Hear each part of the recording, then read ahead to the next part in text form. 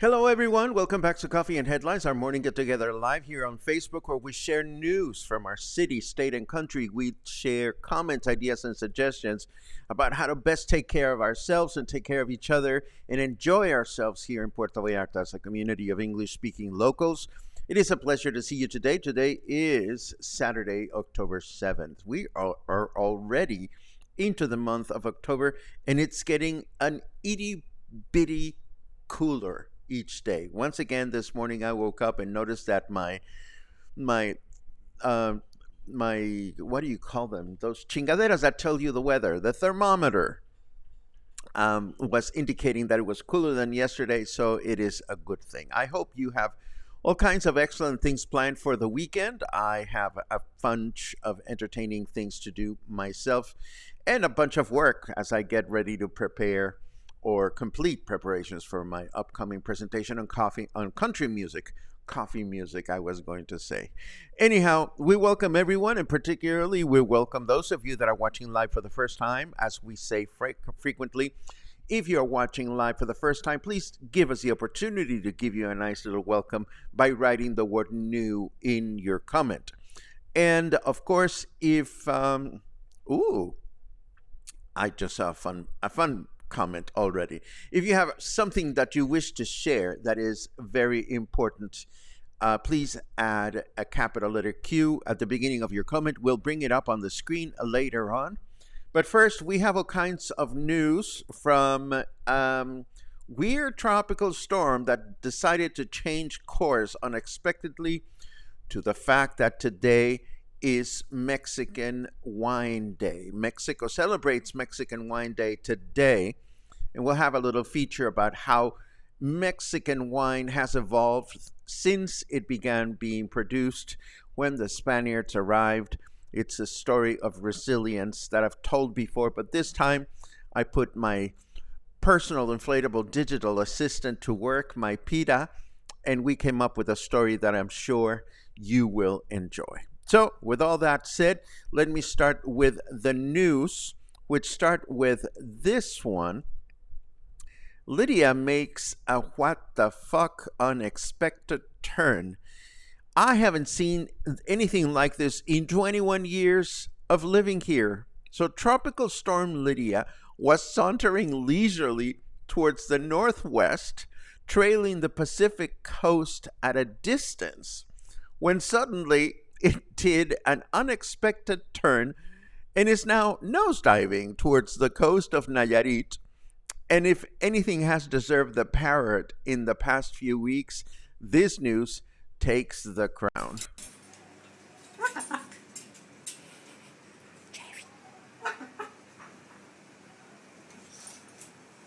What the fuck?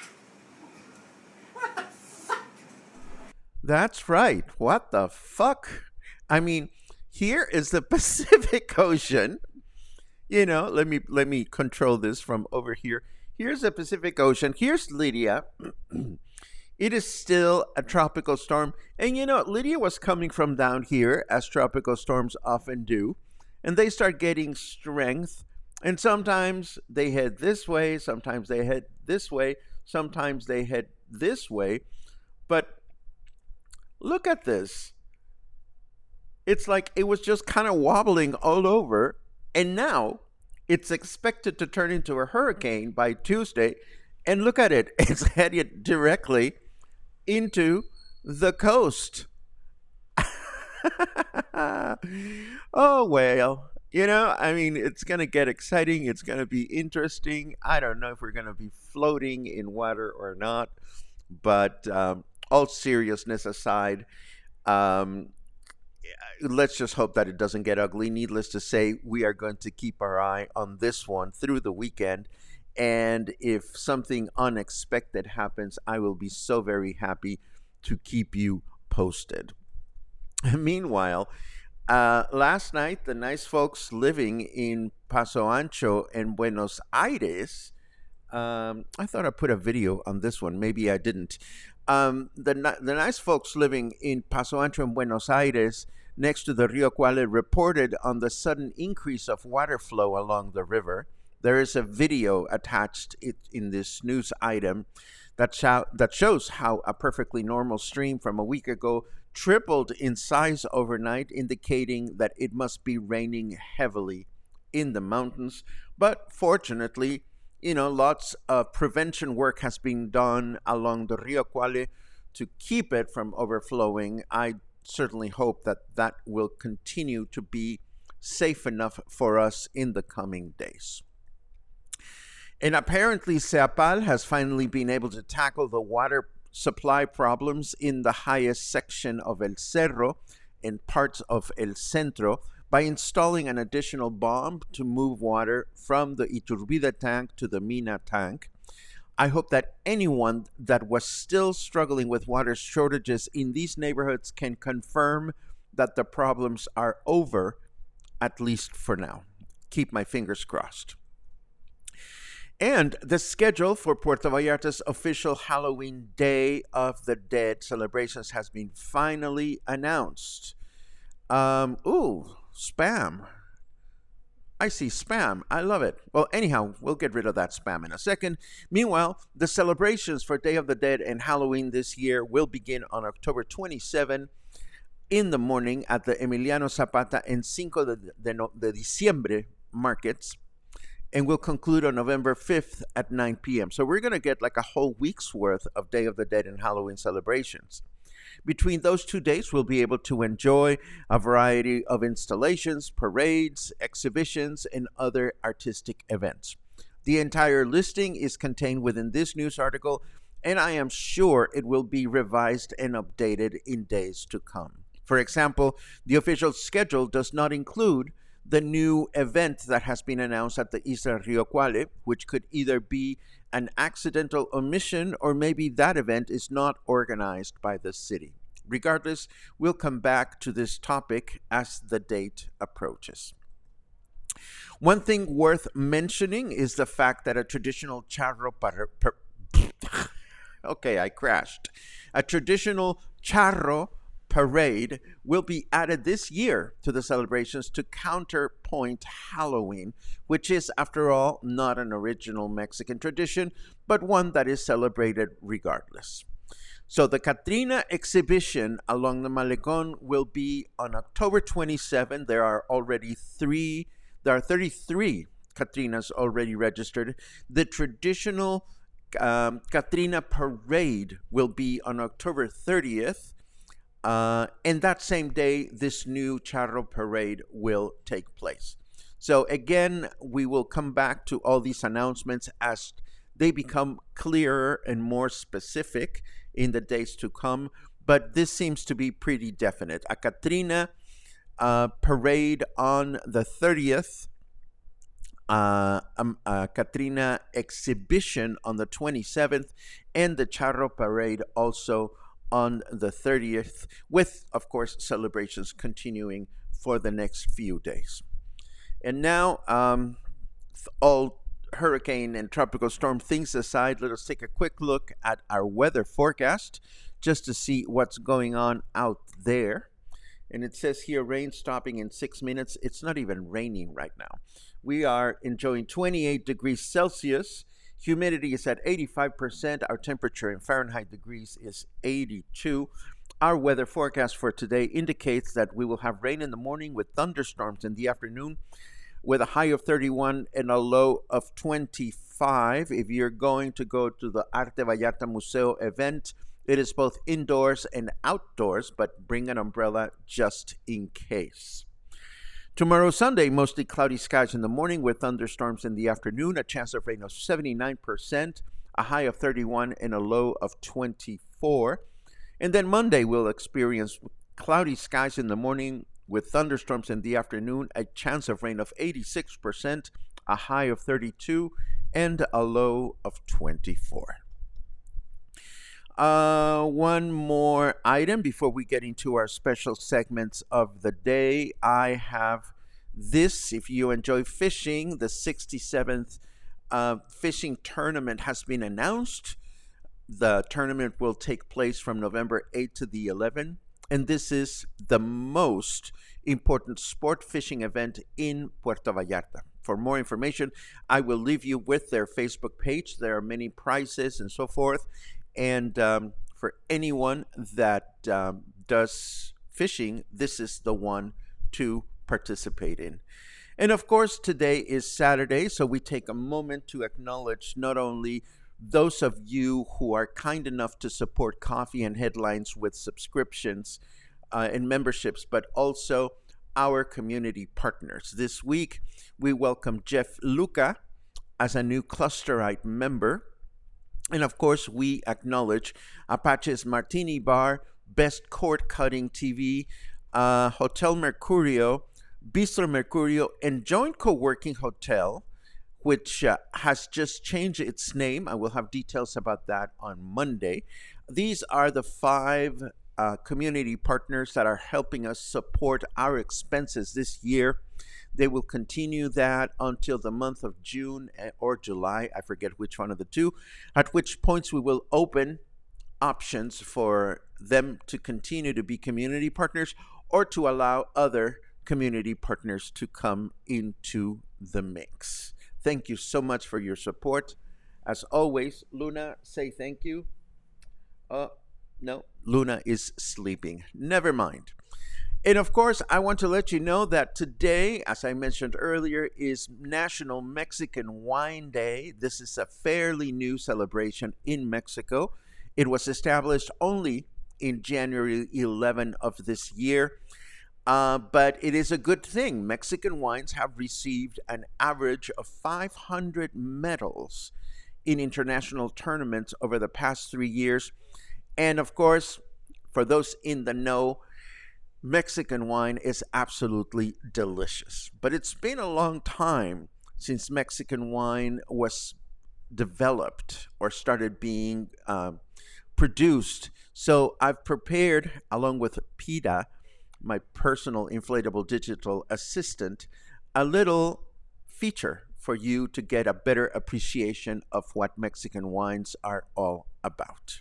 Uncorking the Past: The History of Wine in Mexico. In the heart of the Americas, where ancient civilizations thrived, a tale of wine unfolds, a story rich with flavors, cultures, and conquests. This is the history of wine in Mexico, a narrative that spans centuries and takes us through the tumultuous Spanish conquest years and the shadow of King Felipe II's prohibition. Our journey begins long before the Spanish conquistadors set foot on Mexican soil. The indigenous peoples of Mexico, such as the Aztecs and the Mayans, had been cultivating and fermenting various fruits and plants for millennia. Among these, the agave plant was a source of fermented beverages like pulque, a slightly alcoholic drink often associated with religious ceremonies. In 1519, Hernán Cortés and his expedition arrived in what is now Mexico. Alongside the military conquest, the Spanish brought their viticultural expertise in vines. Catholic monks played a significant role in introducing grapevines and winemaking to the New World, as they believed that wine was essential for religious rituals. They began planting vineyards in the fertile valleys of Mexico. The Spanish settlers quickly recognized the potential of Mexican soil for vine cultivation. By the mid-16th century, vines were thriving in regions like Zacatecas, Coahuila, and Guanajuato. These early Mexican wines were of great importance not only to the church but also to the Spanish colonists, who began producing wine for their own consumption. The Mexican wine industry flourished in the centuries following the conquest. By the late 17th century, Mexico had become the world's fourth largest wine producer, behind only Spain, France, and Italy. Mexican wines even made their way to the royal courts of Europe, gaining recognition and accolades. However, the industry faced its first major setback in the 17th century with King Felipe II's prohibition. The Spanish crown, concerned about competition with its own wine industry, issued a decree in 1699 that effectively prohibited the planting of new vineyards in Mexico. While existing vineyards were allowed to continue producing wine, this decree marked a significant blow to the Mexican wine industry's growth. King Felipe II's prohibition on planting new vineyards in Mexico in 1699 was primarily aimed at protecting the interests of the Spanish wine industry. It did not directly impact South America in the same way. However, indirectly, the prohibition in Mexico had some consequences that affected wine production and success in South America. With the prohibition in Mexico, Spanish settlers and authorities turned their attention away from expanding vineyards and winemaking in Mexico. As a result, some winemaking expertise and resources shifted to other parts of the Spanish colonies, including South America. The knowledge of viticulture and winemaking techniques began to spread among Spanish settlers throughout the Americas. This transfer of knowledge contributed to the establishment of vineyards in South American regions, such as Chile's Central Valley and Mendoza in Argentina, where grapes thrived and winemaking became viable. This diversification of wine production in the broader Spanish colonies contributed to the growth of wine culture in South America. With the prohibition in Mexico, South American wine producers were not facing competition from Mexican wines in the international market. This allowed them to establish themselves and develop their own unique styles and varietals, which would eventually lead to their success in the global wine trade. While King Felipe II's prohibition did not directly aim to increase wine production in South America, it indirectly facilitated the growth of the wine industry in various regions of South America over time. These regions would eventually become known for their wines, with Argentina and Chile, in particular, becoming significant players in the global wine market. Meanwhile, in Mexico, the 18th century saw a resurgence of Mexican winemaking. Despite the restrictions, many vineyards continued to operate clandestinely. Additionally, the influence of French winemaking techniques and grape varietals brought by immigrants further enriched Mexico's viticultural landscape. The early 19th century brought a period of intense political upheaval as Mexico fought for independence from Spain. After achieving independence in 1821, wine production resumed and expanded. Mexican wines began to regain their prominence. In the late 19th and early 20th centuries, Mexico faced another challenge in the form of phylloxera, a devastating grapevine pest. Despite this setback, the Mexican wine industry adapted and began growing disease-resistant grape varieties. Today, Mexico's wine industry is experiencing a renaissance. It has embraced modern winemaking techniques and is producing world-class wines. Mexican wines, particularly those from the Baja California region's Valle de Guadalupe, are gaining international acclaim and earning their place on the global wine stage. The history of wine in Mexico is a story of resilience, adaptation, and revival. From its ancient roots in indigenous cultures to the turbulent years of Spanish conquest and prohibition by King Felipe II, Mexican wine has weathered numerous challenges. Today, it stands as a testament to the enduring passion and innovation of the people who have nurtured it throughout the centuries. As we raise our glasses to Mexican wine, we toast to a vibrant history and a promising future. Salud!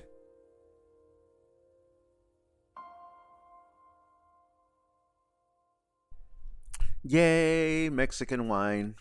Okay, so hold on. Oh no, we're good. Yes. So you're probably thinking, what does it taste like? If you are new to Mexican wine, there are good news. You can find Mexican wines available at just about every restaurant in town that serves wine, at local supermarkets and wine shops.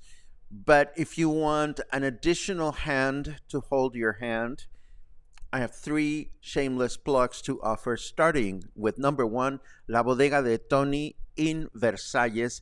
My dear friend and wine purveyor, Tony Mora, has been in the business for many, many years. I mean, I've known Tony for almost 2 decades, and he was already in the wine selling business.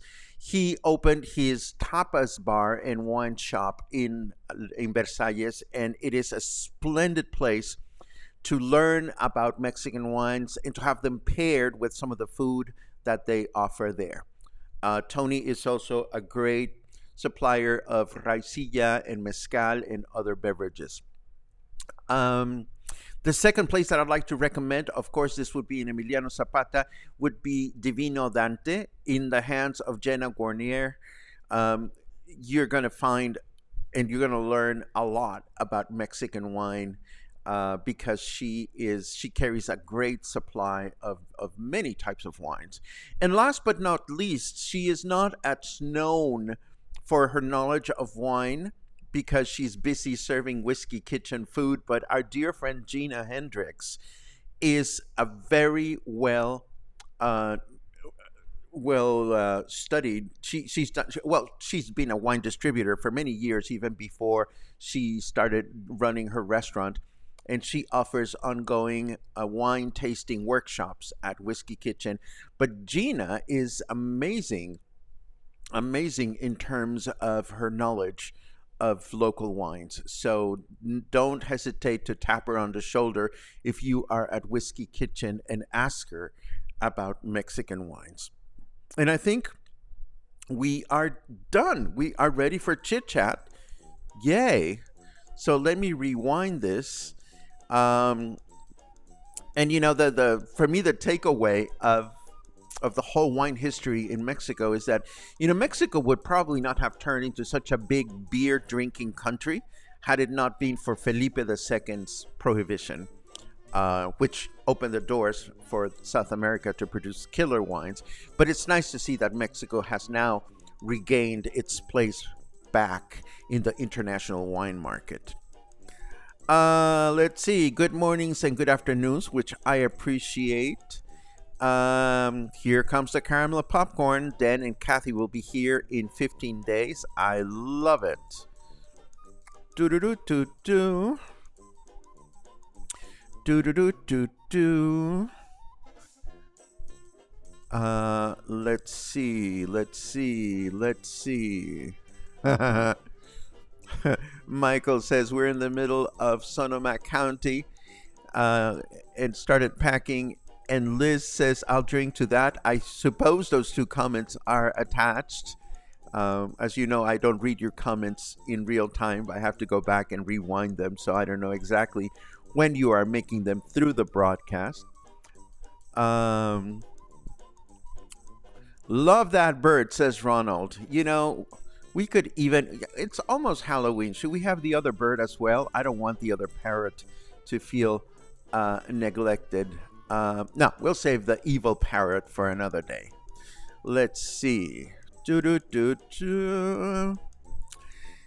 And then we had all that big spam. Oh, if you're still here, Jana, Alabama, what kind of a stupid name is that?